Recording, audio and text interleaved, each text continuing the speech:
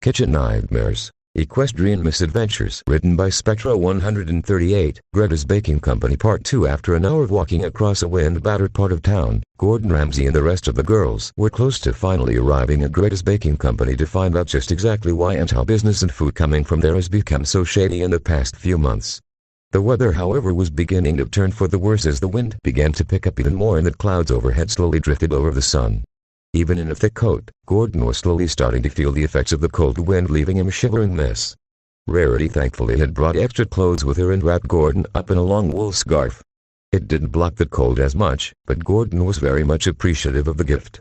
Soon the bakery finally came into view as they closed in on the entrance. There seemed to be a large crowd of griffins gathered just outside the restaurant. Angry yelling could be heard over the screeching wind as the group picked up their pace. Two large griffins in heavy armor were attacking a group of younger griffins with Twilight right in the middle, doing her best to defuse the situation. Gordon politely pushed his way through the group, making it to the center where he found Twilight and a regal-looking griffin trying to hold off two others. "Let me in there. Kara and the bitch Greta need to learn some respect," one of the attacking griffins yelled. "I can't have you destroying the restaurant before my friend has had a chance to look at it," Twilight yelled back. "He can look at it when it's in pieces." Gordon turned to Applejack and Pinky expectantly, who nodded vigorously and calmly walked towards the griffins causing trouble. Circling the first one, Applejack butted at the joints of the first griffin's legs, causing him to fall and smash his beak into the dirt. Pinky, with a big smile, shoved her tail into the other griffin's face as she began to speak a million miles an hour. "Check out all the neat stuff I got stowed back there. My chewed gum collection, my scratched bid collection, my lint collection, my poker card collection, my confetti collection, my moldy balloon collection, my Yu-Gi-Oh! Collection, my rotten egg collection." All of the mixed offending smells bombarded the griffin's nasal passage, causing him to collapse from the stench. Unusual way for someone to dispatch an aggressor, but effective nonetheless, Gordon applauded with a chuckle. "Now, if you kind folks don't mind, I have a restaurant to either review and save or shut down." The crowd of griffins all muttered to each other, some of them mentioning wanting to show the bald monkey that they meant business. A look from Twilight though discouraged any possible aggression. The crowd started to disperse in different directions, a few going back to their homes and a select few going into the restaurant, allowing the gang to finally gather together. "Well, why don't we get started on this, shall we?" Gordon suggested. "Something tells me this is going to be quite the experience." "And something tells me I'm going to have to keep my guard up," Twilight groaned. "Pinky, head back to Gilda's apartment. She needs you there more than I do right now. We'll handle this, don't worry." "Okie dokie lecky," she replied cheerfully as she hopped back in the other direction, not impeded by an obstacle in her way. Gordon and Twilight, followed by the rest, entered the restaurant to meet the griffin Twilight identified as Gary, sitting behind the front counter counting bits. He looked up from what he was doing and put on a forced smile. Gordon could immediately tell that there were a lot of unresolved emotions behind that false smile, but he put the thought aside for the moment in an attempt to be civil and polite. "Ah, you must be Chef Ramsay. And the rest of the heroes of Equestria. What an honor it is to have you grace my mate's humble restaurant." He sneddily greeted. "I am Gary." "Charmed," Rarity acknowledged neutrally. Applejack just silently tipped her hat to be respectful, while also trying to keep her emotions in check. "Thank you. How are you doing, Gary?" Gordon looked at a sweets display from behind a glass and was quite impressed with the presentation and appearance of the pastries there, especially the scones. He was confused when Pinky and Rainbow Dash simply glared at the glass. "Wow. Take a gander at that," Gordon exclaimed. "That all looks really good. I made Greta's finest accomplishments. And may we meet the great baker of this fine establishment," Gordon offered cautiously. He knew that he couldn't just outright take down the restaurant right from the get-go. He had to prove that they were a real health risk to the public as well as inept as a restaurant. Meeting with Greta would give him an impression of what kind of experience he was in for. Kara went back into the kitchen and called the griffin in question as he showered her with praise. "My darling, the human Chef Ramsay wants to meet you. He wants to hear all about how you made all of those beautiful pastries yourself." She came out and forced herself to smile as she walked around to the other side of the counter, where she attempted to be cordial by shaking his hand. "Welcome, it is nice to meet you." "Likewise. Are you the one who baked all of those scrumptious-looking cakes?" Gordon asked her. "Yes, I am. They are quite extraordinary. It's some of the best-looking baking that I have seen in quite a long time, thank you, that means quite a lot. I make all of those from specialty recipes that I procured recently." Gordon noticed how silent the rest of the girls had become, especially Rainbow Dash and Pinky. He couldn't see their faces, but he had something of a sixth sense feeling that they were glaring at Greta. If Greta noticed them doing this, she sure didn't show it. The next thing that he noticed when he got a good look at the restaurant was how elegant the design was. If Gilda did all of this, she certainly has quite a woman's touch. He thought, surprised. I guess some just don't reflect that beauty physically. The other thing I had to say was how beautiful this restaurant is. It's immaculate. What, thank you. We certainly put a lot of effort into keeping it clean. Greta replied.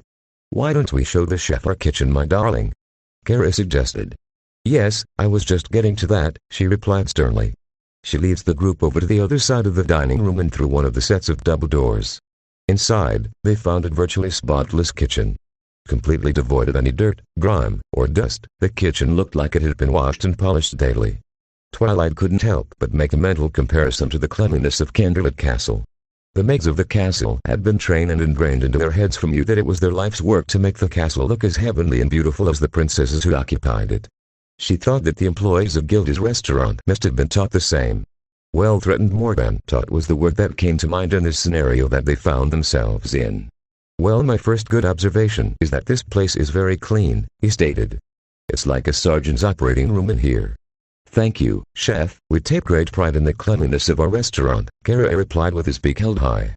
Another thing that he noticed about the kitchen is that the walk-in cooler and the freezer were well organized.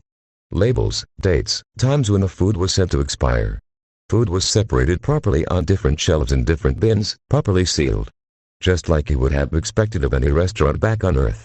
Observing the mannerisms of the duo, he figured that it had to have been Greta that mostly handled the cleaning and organizing alongside the rest of the staff. Greta seemed too uncaring to want to deal with something of that nature. So, who's the head chef here? Gordon asked. That would be me, Greta replied neutrally. Really? Gordon asked with hidden disbelief. You definitely got lucky then, Mr. Gary. Oh yes, I am definitely, he said dreamily as he gazed longingly at Greta, who just looked off in a random direction with a bored expression. She's my soulmate and we acquired this business together. We stand by each other against the ravenous critics and haters who wish to tarnish my Greta Pooh's reputation. We stand up to them, and sometimes that means we'd get physical. These heathens are used to eating processed wood chips and jerky.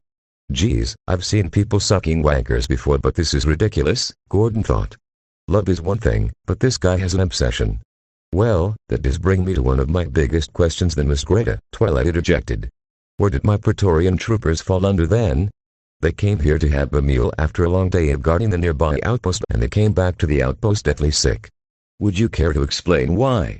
They were mouthing off to me and insulting my recipes, so I had to deal with them accordingly, the Griffin replied snarkily.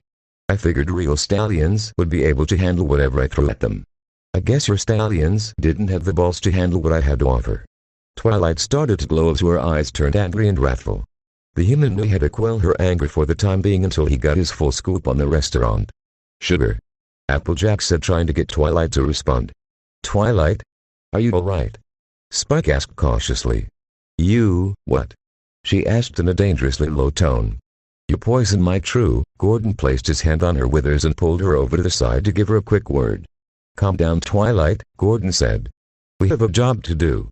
I understand you have to deal with this woman, but let me do my job first, alright? Twilight was silent as she seemed to be looking right through him and in Greta's direction.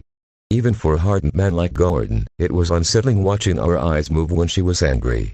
After a few seconds, she let out a breath as her expression softened. Alright, but promise me you will give her Tartarus, Twilight asked. I'm beginning to really dislike that hen. Me too, but let me deal with the rage and the wrath, alright? Let's get some more evidence before we give them hell. He stood up as Twilight moved back to the group and he continued conversing with Greta and Gary. Now, may we meet the rest of your staff? Greta brought her talons up to her beak and gave a sharp whistle, which brought two young and pretty female griffins running. One was a terrified-looking girl with light brown feathers and brown eyes, while the other one appeared to be fairly confident-looking yet still nervous to be around Greta and Gary. Her silky golden yellow feathers made her striking blue eyes pop. Her color scheme made Gordon make a mental comparison to a cockatiel. Complete with a long wavy crest that stretched back over her head and down her neck like hair and seemed to move depending on our current mood. This is Gretchen, my sous chef, Greta introduced, motioning to the brown-feathered griffin. Hello there, Gordon greeted. Gordon stepped forward and offered his hand to the griffin, who shook it earnestly. It is nice to meet you. I hope we can learn a bunch from you. She stepped back, allowing the other griffin to nervously step forward and offer her claw. "And this little gem is my main waitress, Goldie. We're still trying to break her in," Greta explained. "Good to meet you, Miss Goldie," Gordon greeted. "I'll definitely be glad to work with you, my darling." He tried to help her loosen up by pulling on the charm as he gingerly kissed her claw. The griffin seemed to blush as she giggled quietly and let out a gentle thank you before pulling back. "I shouldn't be saying this, but the restaurant itself is very nice and clean, but Greta and Greta seem to cause a lot of the problems around here," Greta says to her interviewer. "It sure was nice when Miss Gilda was still in charge around here. Then we wouldn't have irritating was like those two. I hope that Charmer Gordon can do something about them." The rest of the pony group scattered around us. Some stayed in the restaurant posing as undercover customers, while Applejack and Rainbow Dash went back outside to watch for any troublemakers. They had received word that there would be a local gang coming through to cause trouble, so they kept a constant lookout. Count Legrand kept a constant vigil over Twilight, almost acting as her bodyguard as she observed Gordon's process closely. She did her best to keep her peace and not get involved too early. Although hearing Greta and Greta go through their life story made her mimic the noise Spike was making as they pretended to drive mockingly. Gordon sat the two down to get a lowdown on their backstory in an attempt to make a reasonable deduction on what is going on. They offered him one of their signature cake scones to try. "So, take me back to the beginning. How long have you two been together?" Gordon asked calmly. "We met while I was on a trip to Egypt to see family," she explained. "When he laid eyes on me, at that watering hole, he never stopped following me around." "It was love at first sight," Kara said dreamily. "I thought it was cute in an annoying way how much he followed me around, so I let him go on a few dates with me. Next thing I knew, we were in head over heels for each other. Our most recent date took us to the Pony City Las Pegasus," Kara continued.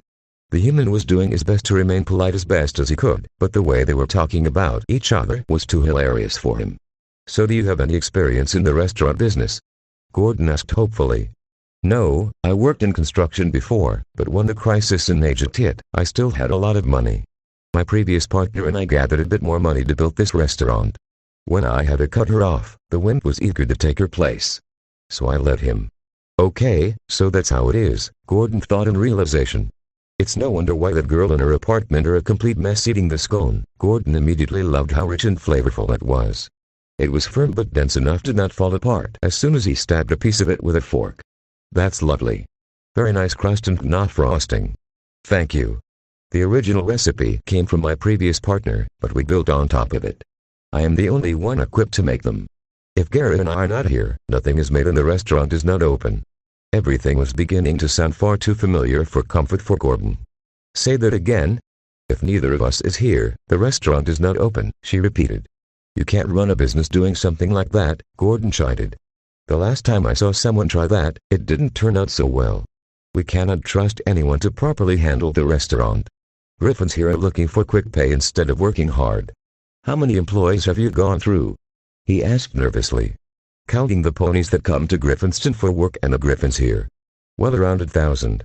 Gordon nearly had a heart attack after hearing the outrageous number come from them. 1,000. "So, other than that, what in your opinion is going on with this bloody damn restaurant?"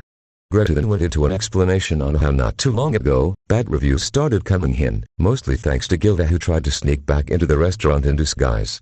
Gordon could tell that Gilda legitimately got terrible food, but he figured that Greta would never openly admit that fact. She was unfortunately caught and thrown out again as more and more bad reviews started coming from the public. When a pony from Manhattan wrote a letter to Greta, she in anger sent a scathing letter right back. "Well, one thing I definitely want to tell you too before we get started here, is that you're both fucking nuts," he stated in a playful nonchalant manner. Twilight and the rest of the girls still inside the restaurant just got at the man incredulously. "Well, this is certainly gonna be interesting," Twilight stated morbidly. "Thanks for watching, and if you